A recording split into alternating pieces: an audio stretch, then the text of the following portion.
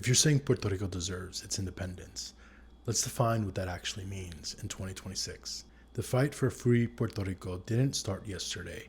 It existed before the United States took the island in 1898. But this is 2026, not 1898.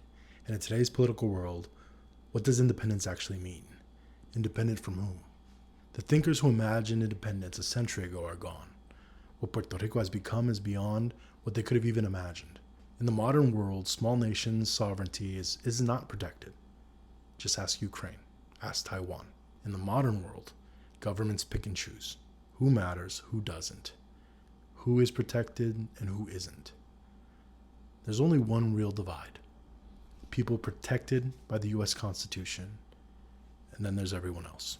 And this question doesn't just matter for Puerto Rico, it matters for all of Latin America. Because right now, Puerto Rico lacks agency. It is governed without consent. But here's what complicates this conversation further. Puerto Ricanos have something no other Latin American nation has, and it's not freedom, it's constitutional protections. Puerto Ricanos are the only Latin Americans born with full US constitutional rights, not as immigrants, not as visitors, but by birthright. Puerto Rico exists in a political in-between, not foreign, but not equal. So here's the question no one is asking. Is true independence achieved by separating from the United States or by fully integrating into it? The Constitution doesn't just grant power, it limits it.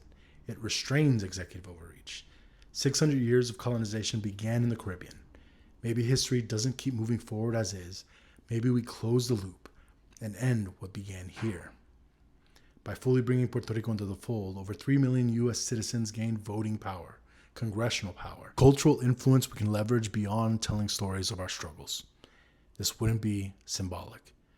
And Puerto Rico's position in the world matters. With full state authority, a governor of the state of Puerto Rico would have control over how the U.S. projects over Latin America, not as a force of war, but as a buffer from it, a stabilizing force, a safe haven, an antithesis to whatever United States has become. This isn't a surrender to colonialism, but a sacrifice. Perhaps seeking independence from the United States is running away from a responsibility that's been uniquely placed in our hands.